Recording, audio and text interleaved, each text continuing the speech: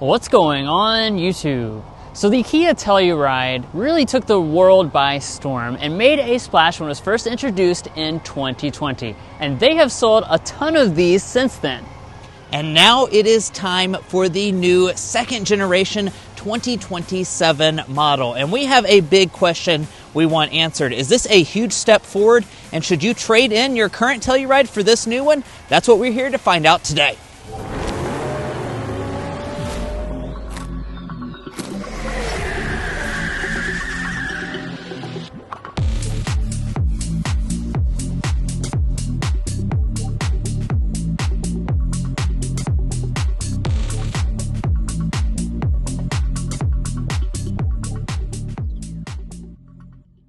Now I think we should start off with the exterior. One of the things that made the Telluride so successful was a bold and handsome exterior design. And you can see that over here on our 2025 model we're showing today. As you can see, the front end has a nice kind of boxy look to it, but when we're comparing that to the new model, that really takes the boxiness up quite a lot. And these are equivalent trims to each other, by the way. They're both EX X-Line trim levels. Yeah, so as you can see over here on the new one, it's very boxy in its overall shape, and the grille has expanded to be quite a bit larger. Now, we want to know your thoughts down below as if that's an improvement or not, but certainly it's a little bit of a bolder look. And as far as lighting, we do get some upgrades as well. So we have the amber Telluride design, of course, as expected. We have projector LEDs, which actually both of the models have. However, the EXX line now has LED fog lights, which is something that you won't find on the 2025 example. Next up, we need to look at the wheels. So there's some differences here, of course. The main one is actually the size. So this has a 20-inch gloss black alloy, and this new 2027 comes with a 21-inch gloss black alloy. 21-inch alloys actually were not something offered on this previous generation, since 20 was the largest size you could get. And as you can see, this model has a little bit more of a geometric design that we've seen on some of the most recent Kias, including this blocky design right there in the center. Now, some other differences, you'll notice gloss black finish around our wheel arches compared to a matte black on the last generation. And then the mirrors also have a gloss black finish and a little bit more of a squared off shape, although of course they still both come with all the technology you would expect, including blind spot monitoring, heating, and power folding. Now here at the side, you might be able to notice that this new Telluride is actually quite a bit bigger when it comes to its overall sizing as compared to the previous generation model. This was about 197 inches in length, and this new one is 199.2 inches. So that does mean that it's up about 2.3 inches. And also, more importantly, is the fact that it's a little bit taller. It's an inch taller than the previous model. So it feels a little bit more like a substantial SUV. Of course, there are some design differences as well when you come around to the C-pillar. And then let's check out the rear of this new model. Now, I have to say, what Kia did with this, I'm pretty impressed by. They definitely fully modernized the Telluride, but still kept those signature design elements that people loved. So we have our Kia logo. Telluride is spelled out across the back. And then as far as these taillights, they are a modern interpretation of those vertically stacked units. They're also going to be fully LED with your brake light and your reverse light integrated down here in the bumper area. The 2025 model, so the previous gen, does have some LED components to the taillight unit itself. However, there's some incandescent elements that do look a little bit cheaper. And also something that I really love that they got rid of in the 2027 Telluride is the fact that this wiper is not exposed anymore. It's actually tucked underneath of the spoiler to kind of give you that sleeker look. Now this one has exposed exhaust outlets, which is something that you can't get on the new Telluride. And as far as tow rating, it's around the same at 5,000 pounds. Now these, of course, are family SUVs, so as expected, all of the active safety features are actually standard on both of them. That will even include things like Highway Drive Assist 1.5. Now, of course, you can also get a more advanced 2.0 system if you're willing to go up the trim structure. But there's a lot to talk about when it comes to interior changes. But first, if you're new here, we're brothers, and we've been reviewing cars since we were 12 and 16. We started young, and since then, we've reviewed over 2,000 cars at every price point. No matter what you're looking for, from our long-term vehicle videos to our side-by-side comparisons, we'd love for you to subscribe to be a part of our Car Confections family. Let's learn a lot and have some fun with all the latest cars. All right, now let's move to the inside and compare the differences. First, as always, I'll hold up the key fob. Same key fob actually for both models. It has standard smart entry as well as remote start.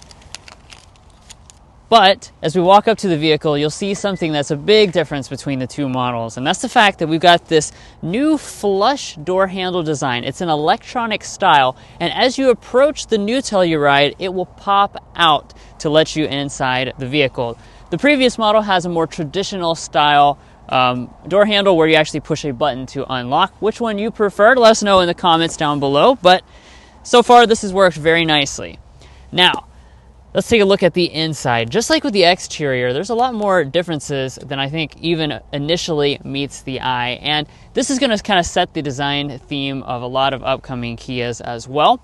As far as the seats are concerned, here is another big thing that's changed between the two generations. The previous generation, EX X-Line, has a real leather seat, and something the new model cannot get at all is a real leather seat. So all of them, even the very loaded trim, will come with this Syntex leatherette seat. Both of them have a quilted design and feel quite nice, but if you're someone who really looks for the authentic materials, just be aware you can't get that on the new generation.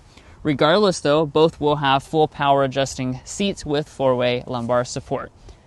Now inside the cabin, we can talk about some other key differences. I think the overall materials in both of them feel fantastic, but we do have, of course, some different trim pieces. This looks more like a stone instead of a faux wood in the other model. And then they've really done a lot of changes here with the shifter. The push button start is now part of the shifter itself, just like that. And of course, you can just twist that to drive and reverse as well. The little startup tone is going to be different as well. And you can take a look at the steering wheel. I know a lot of people have said things about the newest Kia products with the off-center Kia logo. Well, that is here on the Telluride. We also have this kind of unique shape. It's squared off on the top and the bottom, but it feels nice in the hand. A power adjusting steering wheel is available on the very top model of the new generation. Now, another place they made some big changes is right here in our center storage area. This 2027 model is a lot more functional than the previous gen because they moved the shifter up here out of the way. We have more flexibility. So you still have those big handlebars that is kind of a Telluride signature, but we've got a couple extra storage cubbies. We also have dual wireless phone charging pads, and guys, this is standard on every single trim, even the base 2027 Telluride. This is a center pass-through, so you can store things like a toboggan down there, and you have a extra large center console. As we move on to the climate controls, it still has a 3-zone setup with some physical controls, but now in the new generation, most of the extra stuff is adjusted in this smaller 5-inch display that's in between the two main displays. And let's talk about that main display. The new generation upgrades the technology quite a lot. The screen size itself is the same, but now we have a new CC-NC software, which allows you to have wireless Apple CarPlay and Android Auto for the very first time. The previous generation, it was always a wired connection. Now we went ahead and hopped on over to the previous generation Telluride, and I'll go ahead and start it up. We have a very traditional push-button start location, so if you're more traditional, you might appreciate that. And like Drew was saying, over in the all-new Telluride, really the cabin materials are really nice in both of these models. You have the stitched leatherette all through here. We have a little bit more of like a faux wood trim going through the center section here on this model, and we still have those Telluride handlebars. And let's just go ahead and start by talking about some of the features that you get here with this EXX line. Really, in terms of equipment, both the previous generation EXX line and the new one are almost identical in what they give you for features. So that does mean you're going to have things like a heated steering wheel. You have both heated and ventilated seats, even though this is more of a mid-trim level, which is certainly very nice. And then let's take a look at the storage. So you saw over there how good the storage was on the all-new Telluride. You do still have a really nice center console on here. It's pretty big. However, because we have the traditional shifter, we don't have this whole area hollowed out, and we also don't have the pass-through storage. We just have this little storage tray right here with a single wireless phone charging pad, so no double wireless phone charging pads on the old one. Just pull back for drive, up for reverse, and then when you go in reverse, this trim level is going to just give you the regular backup camera. You do have active trajectory, but I am noticing the resolution on this old previous generation model certainly is a little bit worse than the new one. go back into park. We have our physical climate controls through here, so it's really simple to use.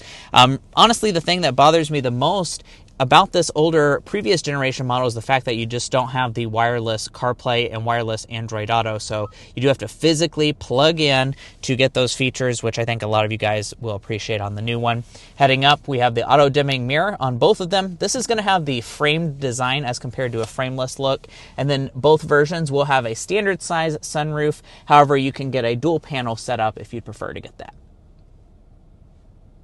But people that buy Tellurides buy them because they're family vehicles. So let's go ahead and take a look at the second, third rows, and cargo areas to see what's different and what's the same. Now, as far as the legroom figures, this new one is rated at 43 inches of legroom. The old one was 42.4 inches, so about a half inch bigger on the new one. However, we brought along the official Car Confections ruler so we get a real-life measurement. And look at how much space. We have about a whole foot of space between this seat, which is adjusted to Drew, who's 5'9" or 5'8", and I'm 5'9". So overall, that is absolutely fantastic. Over in the older one, I was sitting at about 9.5 inches of space, and I think that's because the pedals are a little bit recessed in the front, so it gives you more room here in the rear. Now, as far as overall comfort, you have the same captain's chairs. You also have cup holders right up here at the top, more storage, USB ports, and your own climate controls right here. The vents are also going to come out of the ceiling, but there's some pretty important differences to talk about in the third row, so let's get to that. So let's talk about that third row. So in order to get back here, they made it really easy. You just press this button, but there has been an adjustment for this new Telluride, and that's the fact you press that button. Notice how it actually tilts the seat up as it slides it out of the way. That's a pretty big difference as compared to in the 2025 model, because the seat back moves on the 2025 example in the previous generation, and that does mean that if you had a car seat installed, that would be a little bit harder to actually operate that seat functionality, whereas this one tilts. So this is more family friendly, that is for sure. Now let me go ahead and hop into the third row, and we'll check this out. Now as far as space is concerned, this new generation does have some space improvements. It's about 32 inches of legroom, 37 inches of headroom, and really I think the area that you're going to see the biggest difference, I literally went and sat back to back in the previous generation Telluride and this new one, is the headroom. That extra inch of height that this new model has really gives you plenty of headroom. Like I said, I'm 5'9", and I still have quite a bit of additional room, and overall the third row itself is pretty comfortable on both of them. The thigh support is pretty decent, and my feet can kind of slide up underneath of the seats. As far as third row features, you still have the vents and the USB port, so that's going to be pretty much the same. Now, what's not the same is the fact that you can get a heated third row in the fully loaded example of the Telluride for 2027 as well. And of course, we need to talk cargo. Both of the models will have a hands-free power tailgate, and as far as the cargo capacity, it's about 22 cubic feet of capacity behind the third row of seats if I fold them down. By the way, they did not add a power folding third row for this new Telluride, so they're both going to be manual folding. And if I fold those seats down, that gives me the maximum of 89 cubic feet of cargo capacity. Now, compared to the previous generation, that's going to be 2 cubic feet more cargo capacity, so it's really not a huge difference in terms of overall space, although both of the models are going to be pretty solid for the segment. Now, there's really a lot to talk about when it comes to the powertrain, so let's go ahead and get to that because that is a big difference between these two models. Now, once we get these hoods open, visually you might not see a huge difference, but there is one, and that's the fact that the new model has 2 less cylinders. That's right. The previous generation has a 3.8 liter naturally aspirated V6 engine, whereas the next generation has now switched to a 2.5 liter turbocharged 4-cylinder engine. Now, power figures on the 2027 are 274 horsepower and 311 pound-feet of torque. Compared to the previous generation, that's actually 13 less horsepower, but it has 49 more pound-feet of torque. So you can definitely tell the difference in the characteristics by that.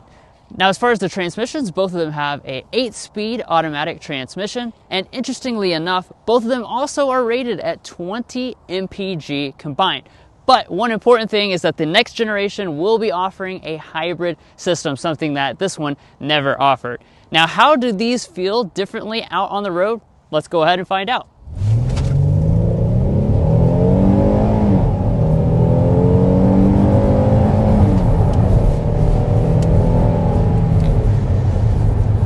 right, so we are in the 2025, the last generation Telluride, and you might have been able to tell that from the acceleration there. We've got that V6 growl because it has the 3.8 liter V6 engine. Yeah. Definitely, it's a smooth motor for sure. That's going to be one of the big differences between the two of them, is just having that smooth, naturally aspirated V6 engine. It just has a different characteristic, you know, than a turbo 4-cylinder. Yeah, absolutely. So a lot of you guys, if you're not super familiar with the segment, you may know that a lot of the, or may not know that a lot of the competition has switched from a V6 to a turbo 4-cylinder. The Telluride did make that switch, and unfortunately there are some things that you sacrifice with that. You get a lot more torque, which we'll talk about when we actually hop into the new Telluride and drive that. However, you do kind of lose that like super luxurious level of refinement that you have with a V6 under even hard accelerations. Like that was basically a 0 to 60 acceleration, and it still sounds very smooth and refined, kind of like a luxury SUV. You do lose a little bit of that touch. Now, one of the things I noticed is that this model is a little bit underpowered. We have talked about that in all of our reviews through the different years from 2020 to 2025 model year. When you go up little inclines and stuff, the transmission will have to switch around a little bit to increase those revs and get you up the hill.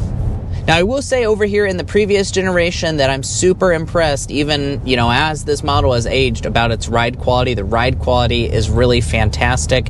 You hit a bump in the road, it does a great job of soaking things up. And also these seats, I have to say, are really, really comfortable. They're hitting me just the right spot this headrest is. And honestly, these are some fantastic seats. So I could imagine, you know, doing long road trips and arriving completely refreshed. For sure.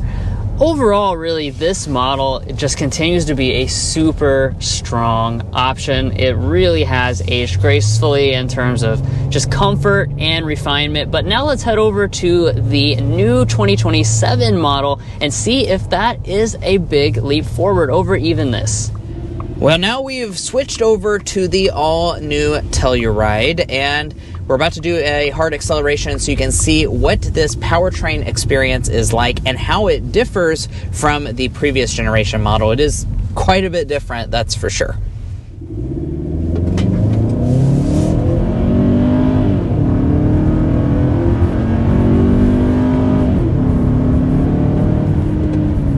All right, that was an acceleration to 60 miles per hour. So, you know, like I said, how does this compare to the V6? Well, of course, one of the first things is going to be that audible characteristic, right? It does sound different. This has kind of a deeper sound. It's not going to sound quite as refined, nor is it going to be quite as smooth. But as far as power delivery is concerned, of course, there's a big difference between turbos and naturally aspirated engines, and that's the fact that this has more torque and delivers it down low in the rev range, so you really get off the line, I think, quite a bit faster. We've found that driving it, especially just in normal everyday driving, it does feel quicker to get off the line and a little bit more powerful when you're just doing that everyday acceleration. When I just stomped on it just then to give you the full throttle experience, I wouldn't say there's a huge difference in, like, you know, going to 0 to 60 at full throttle. What do you think, Mason? Yeah, I wouldn't say so either. I think really after you get that initial grunt off the line, they do feel kind of similar. I think you'll see that like horsepower difference kind of take over there because the torque is what gets you off the line. It really pushes you back in your seat, gives you that sensation of acceleration. But you do have to keep in mind that this new Telluride has actually less horsepower than the previous generation. It's 274 as compared to 291. So I think that in a sense, kind of gives you a very similar acceleration to 60 miles an hour as compared to the previous model. Now, obviously, when it comes to noise, this is going to be, you know, kind of more loud and a little bit more coarse than the V6. So that is something that I will have to definitely give credit where credit is due for the previous generation, is just the noise and vibration and harshness. I do feel like it is a little bit more refined in the previous generation as compared to this 4-cylinder. Although compared to some of the other turbo 4-cylinder rivals that this competes with, I will say this is one of the quieter turbo 4-cylinders. So we're kind of on more of a back road. Another thing I'm noticing is this new model handles better than the previous generation. I think they've definitely put some work into increasing the body control. It feels more stable as we go around corners, as well as the steering being still lightweight, but more direct and responsive. Yeah, and as far as ride quality, we mentioned on the outside of this video that you have 21s here on the new X-Line as compared to 20s on the previous generation. And the previous generation certainly has great ride quality. This new generation also has great ride quality. However, I will point out, due to the wheel size being really, really big at 21 inches, I think when you hit a large bump in the road, more of that does intrude into the cabin. It's not that this has bad ride quality at all. It's just a matter of, I think, some of the sharpness of that, bump in the road. It does come in, especially with this larger wheel size. Now, of course, keep in mind you can get different trim levels that have different size wheels, like 18s and 20s. However, if you go for this X-Line versus X-Line, the 21s are going to be pretty big. So to kind of summarize, you get a little bit more refinement from the V6. You get more grunt and a little bit more torque from this turbo 4-cylinder. Ride quality is slightly better from the previous generation if you're going to get the 21-inch wheels. Fuel economy overall is actually the same combined rating. So which one would you go with? Do you like that V6 from the previous generation, or do you want this turbo 4-cylinder on the new one? Or are you going to wait for that upcoming hybrid option for the new Telluride? Yeah, I think that's the real wild card here, is that the old Telluride didn't have a hybrid. Now you can get a hybrid. It's just going to be a little bit later availability.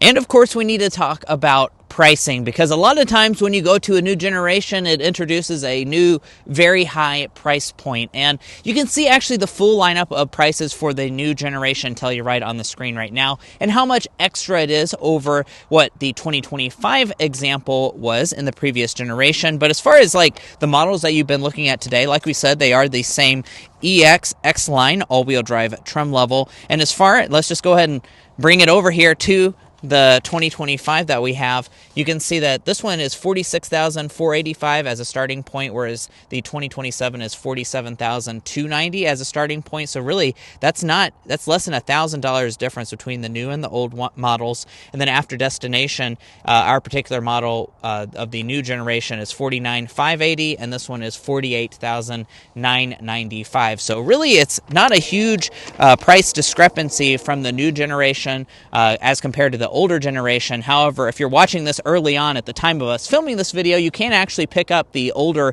2025 Tellurides, and I would expect that you could get a very good deal on one of those, considering that it is 2 model years older than the 27. Now, if you're looking to buy any vehicle, we would encourage you to go to carconfections.com/newcarquotes. The reason you should do that is because we have a tool on our website that will connect you with local car dealers in your area to get you the best price. It's also going to give you access to invoice pricing information, which is a great tool to use while dealership negotiating. If you'd like to take advantage of that, as well as things like our monthly payment tool, you can find a link to that down below in our video description, as well as a pinned comment at the top of this video. And guys, that is all for our in-depth comparison between the older previous generation Telluride and our very own second generation 2027 Kia Telluride. Now, if you're at all interested in the new Telluride, we'd really appreciate you subscribing down below, and you won't regret it either, because we actually own this vehicle and we are making tons and tons of Telluride content. I promise you won't want to miss out on any of that, so be sure to subscribe down below. We'll catch you next time as we sample more of the latest automotive delicacies.